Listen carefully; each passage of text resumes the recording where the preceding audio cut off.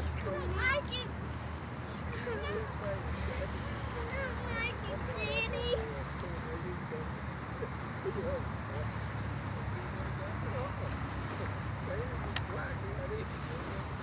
found it?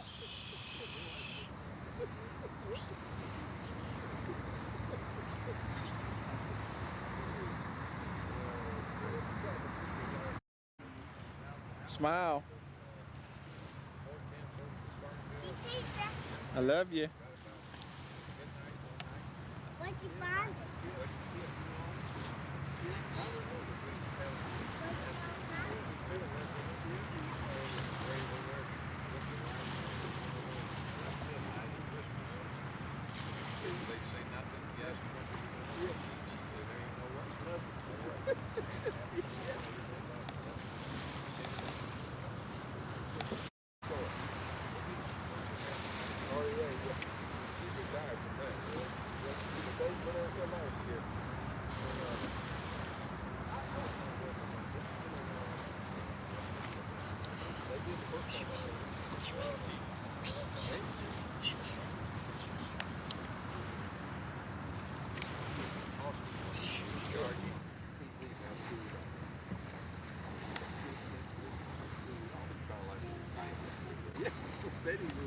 I don't like.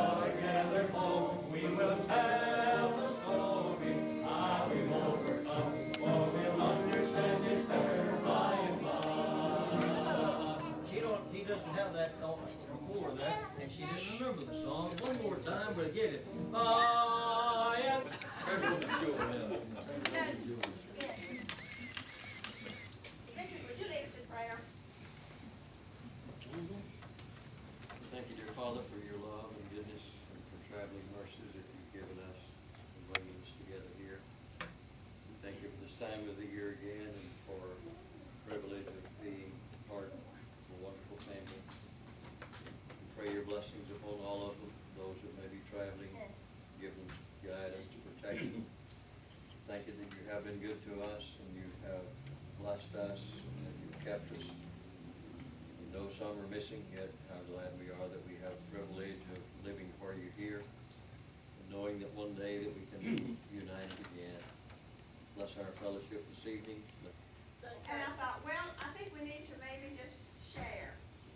And I'd like for 2 or 3 of you to share about how God has been with you throughout this year. You can think of situations where you can only see how God's hand has worked in a particular way, to where, you know, no other way would that have happened. Or some way of encouragement, something that God has done specifically that you can really see how God's hand was moving ahead of the situation all the way through. Only about 2 or 3 because we don't want to. I know you're thinking about, boy, I can tell a lot, but we don't want to run into a long drawn out time. So if you want to all stand up at one time or raise your hand at one time, we'll take you one at a time. And then, but how about 3?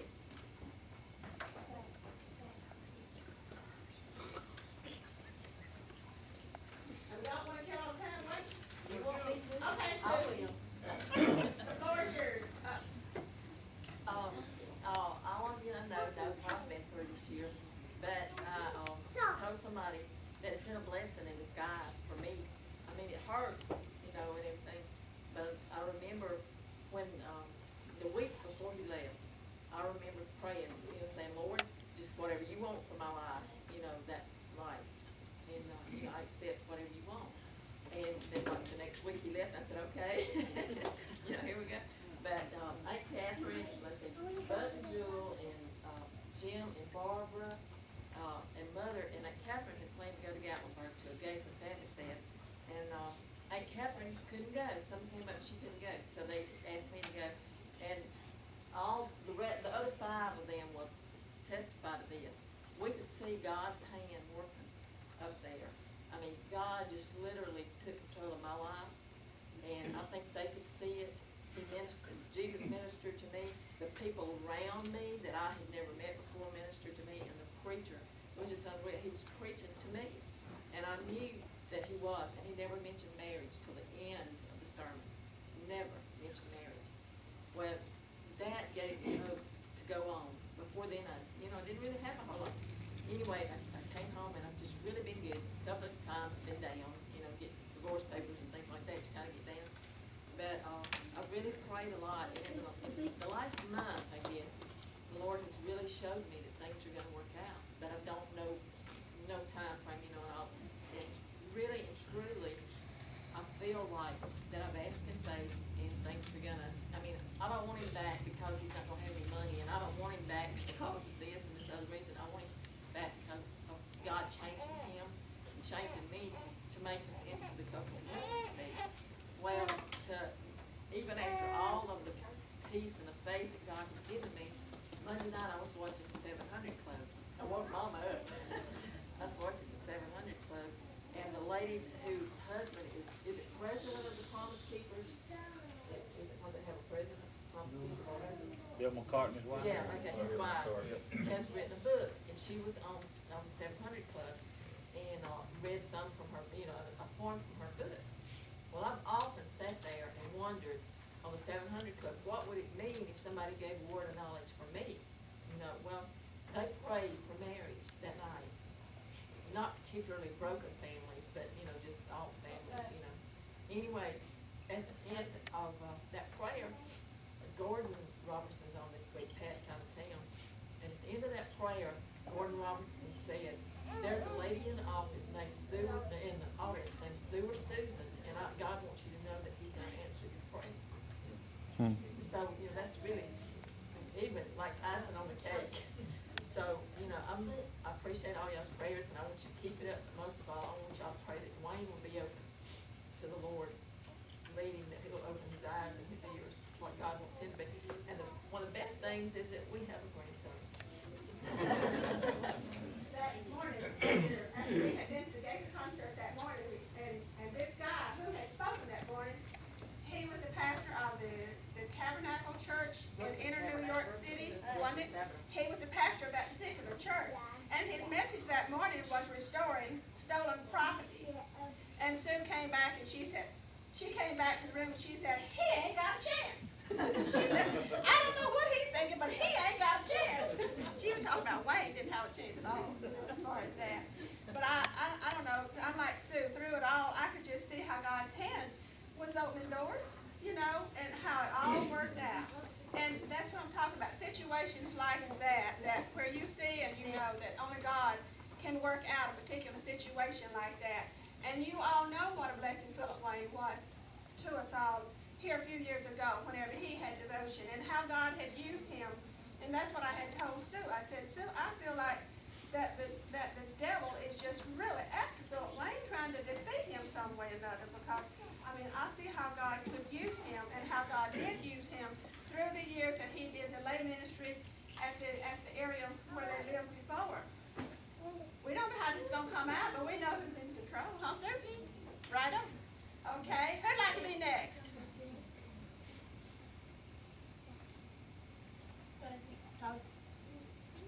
That trip up there, it was worth the trip up there for Sue's part.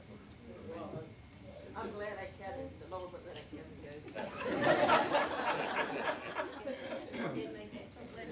Worth it all. Do it all, God will paint it all. That was Anybody else? God has brought me a great blessing this year with a grandson. And, but I know all the others out here like me, it's just, we can't believe that Net's gone. I know she was close to all the others, but it seemed like that she and I were just about closer than some of the others in the family. She was my bedfellow for years and years, and we talked every day, maybe 3 or 4 times a day. And I really do. I miss those phone calls and talking to her on the phone. But I know all of you miss her too. But I did receive a blessing and I lost a great blessing. Yeah, and for Eric and Christine and Doc to be able to be here tonight, I thought, well, and they said, well, there's Eric, and I thought, how thankful, because I knew what this meant to Christine, and I knew how they wanted to show that precious little baby. And I thought, Lord, somehow or another, Eric and Christine's got to get here somehow or another, and I was so thankful to see and see them come in, and how God had worked this out. So, anybody else? Remember him in prayer tonight. He's not feeling good. We might be going home tonight. So remember him. Anybody else? Sure, God blessed me this year with a granddaughter that I've never had. Michelle, you want to tell us about what happened to you all on the way home from the concert? I thought that was a real blessing. Aunt Jean had something to say first. Did you hear? Oh, okay. I'm sorry, I didn't see I her. just said the She had Lord to has stand. I blessed couldn't me hear her. this year with a granddaughter that I've never had before.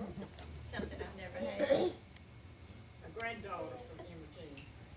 God Yeah, bless that's her right. granddaughter. Yeah, Absolutely looks like part of the family. You know? Really?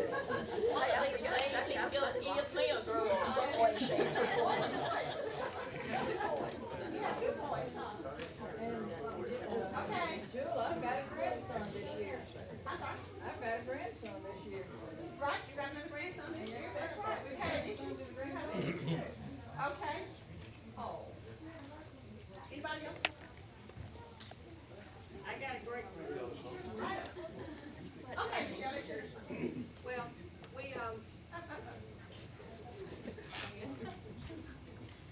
we got the opportunity to give somebody a ride home from Jackson the other night after the Gaither concert. We had stopped to get gas, and there were some people from Macomb that had broken down.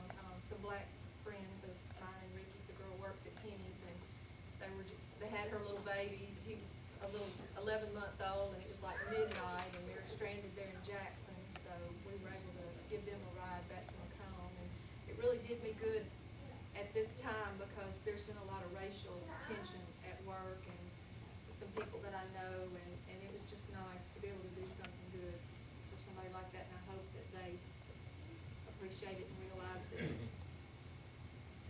I don't know, just wonder if they would have done the same thing for me. I hope they would, but I was glad to be able to do that.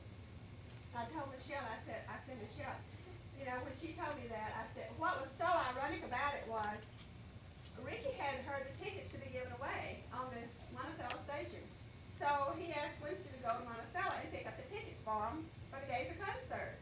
And then whenever they went to the Gaither concert, and of course they were talking about what a blessing it was, and on the way home these people were stranded there, and how God, I said, well, Michelle, look, how God worked that out. He had sent them with the tickets, and there they came along and gave the people a ride. Well, they told And us, which was they told us when we told them they could ride home, the Lord just sent us along for them, so. that's what she said. They had been to the airport to pick up somebody that was not coming until the next day, and how it just worked out like that, and God used that. Okay, we'll have to have another one. Don't forget our little grandson there too. I'm sorry, Your other little grandson. your little miracle, your little one. Oh, yeah, that's him. I hope he's gonna be a little uncle. Yeah, we're proud of our babies for our. I was thinking the other day, there's 3 little grandsons. This year, and then what? 2 grandson-in-laws and 1 granddaughter-in-law. And that's good. Okay, I'm gonna turn to AD. He has something he wants to say, and then when he gets finished, we'll adjourn.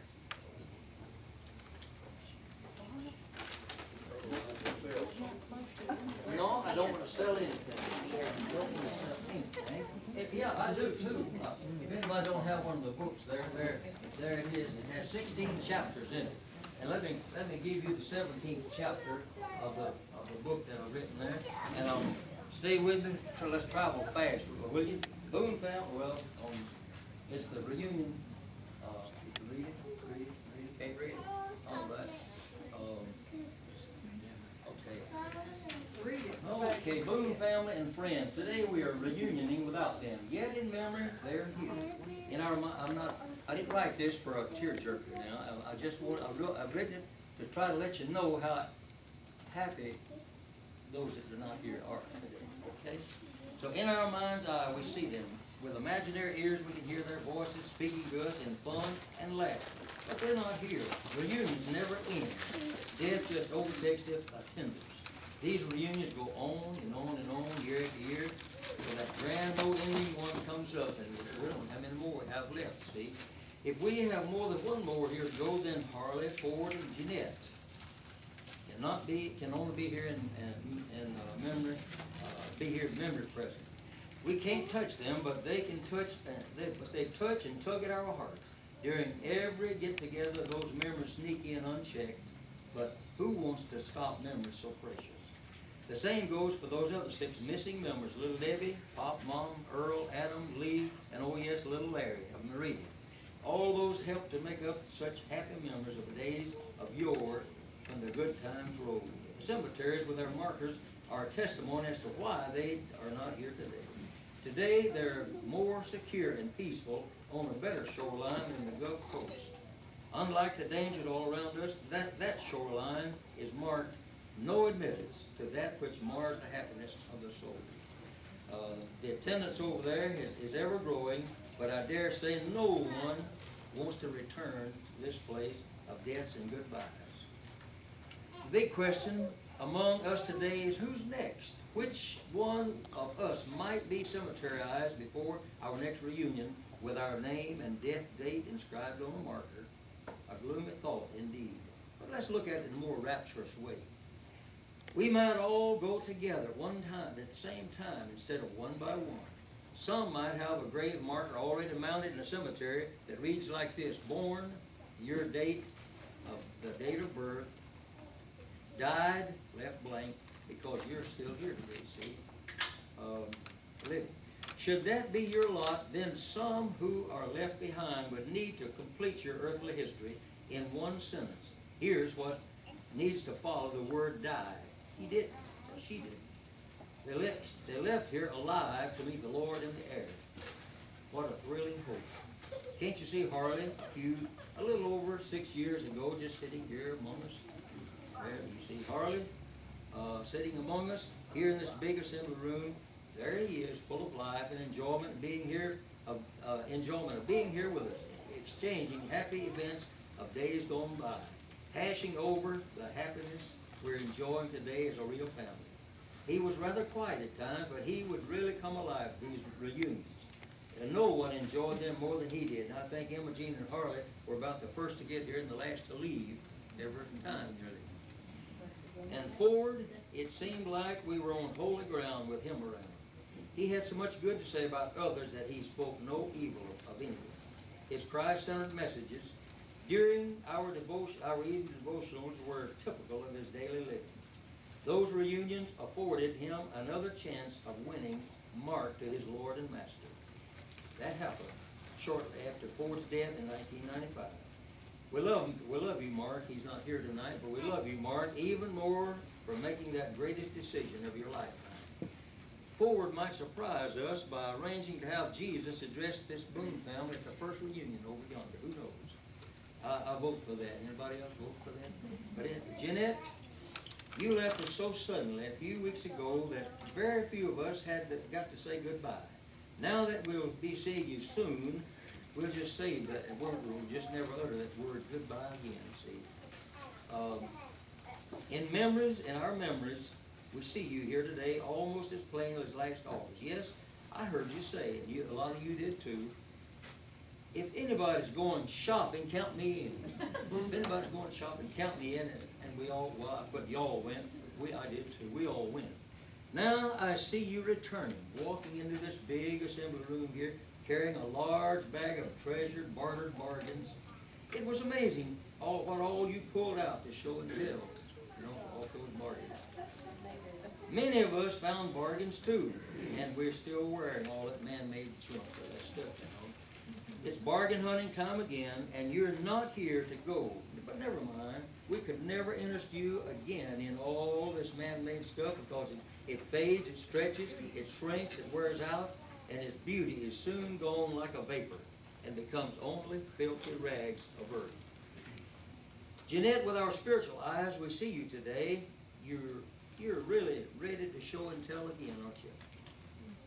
You're waiting for us to come into that big room up yonder. I try to make it without any tears. I just want to be as fun as possible and yet true to form. But anyway, you're waiting for us to come to that big room up here. Yes, you found the bargain of all bargains. And you're eager to show and tell us all about it. We're trying to picture you in that beautiful royal robe of righteousness. It must be a perfect fit. Keep it on, for we'll soon be there to see you model it. Since you were the last to leave us, tell all the others up there that we'll leave promptly. We'll leave promptly the day God says come. Gone, yes, gone are the days down here with Harley, Ford, and Jeanette, and those other 6 members of this great family. But by no means are they forgotten. Memories that precious could not be blotted from the human mind. God does not use an eraser of that kind. I'm sure Christian family memories are God-given and will stay with us throughout eternity. I want to use my immortal tongue in full-time service up there, praising God for the influence of such a strong family altar down here below. Yes, it was this godly influence that pointed me to Calvary's Lamb, who gave me my free ticket to that grand reunion over yonder. Yes, we're anticipating several joyful hours together in these next few days. But as usual, we'll soon be uttering that same goodbye word once more. Then we'll leave, not knowing who might not be back for our next planned reunion a year from now, if there be one. But if God has all preparations made before next August, He might just cancel this coastal trip suddenly, faster than a phone call. The next meeting place would change shores in a split second by means of the rapture. What then? We'll all go. All of us. Even so come, Lord Jesus. And the question is, are you ready? Are you ready? Look at our game. It wouldn't cost a cent for traveling expense. That would be free. No collection of our set fees for to buy coffee and donuts and breakfast and stuff like that. No set fees up there. Rooms, no. Mansions at no dollar charge. Shopping, no problem. Jeanette will take us on a heaven-wide shopping tour, free of charge. This is far out of touch of all sweepstakes combined. Money, heaven has none of that. It's free. Remember, the love of money is the root of all evil. God took, the root of all. So, with no money there, then heaven has no evil roots. So, everything there, so, with no money up in heaven, then heaven has no evil roots. God took care of that when He kicked Satan out. Everything there is yours to enjoy compliments of the blood of the Lamb. Education, don't start nosing through God's dictionary, trying to build up your vocabulary to impress angels. Most of the words you know and have used cannot be found or drawn up on God's computer. You heard and used words like sickness, penicillin, heart attacks, cancer, and age your last time before you left this earth. You won't hear it up there. And words like goodbye and death never got any higher than the graveside at the cemetery. I think I've about said enough. But before I close, let me sincerely admonish you, all of you tonight, to live a life worthy of gaining membership and entrance into the greatest homecoming and family reunion ever to take place in both worlds. And I will bring you in unto the land, and I will give it you for a heritage. Exodus 6 and 8. So don't meet us there. It's free and eternally enjoyable. So this is the 17th chapter. There's only 16 in the book. This is the 17th chapter of the book, The Richest Poor Man of Two Centuries. If you don't have a book, here it is. I guess it was right before Christmas or whenever it was. And we all went up to the lodge up there by Catherine's. Jeanette, you know how Jeanette had worked on those angels. She had just worked on those angels, and she gave all of us sister-in-laws that were there. She gave us all an angel. The ones that weren't there, she sent them an angel. And, you know, we realized what went into those angels with those hands, like she had so much trouble moving those fingers. And I thought, my goodness, Jeanette, she was selling them at flea markets and wherever she could get rid of them. She was selling them for like $20, $25 or so. And yet she gave all of us sister-in-laws one of those angels. And now she's there with the angels. So isn't that a great thought? With Arlean, Ford, and Debbie, and Mama, Papa, and all of them. So that's a wonderful thought that we can, and Adam and Earl too, and all the ones that have gone on before us, and there with Jesus. And no more hurting fingers or knees or toes, which, you know, I can understand some of things to a certain extent. But God is so good to us, and He's brought us together again. And of course, tomorrow afternoon we'll have even more of the rest of the family in, and it's tremendous. We've got a lot to be thankful for, how God has blessed the family through the past year. So, Joel, the books have been dropped $2. Anybody want for $5? hey, another bargain. That is a boon bargain. You had to pay $7 to be in it. That is a boon bargain. Now you better take hold of that. That sounds good. Okay, Taylor, would you lead us as we pray? As we close our meeting tonight, would you lead us as we pray? Yeah, sure. Father, we thank Thee for this day. Above all, we thank You for Your presence. We realize You are in our midst. We thank You for this good family. We thank You for the opportunity of knowing many of them for many years. And we know that they're not imposters. They're for real. Bless each one that's here.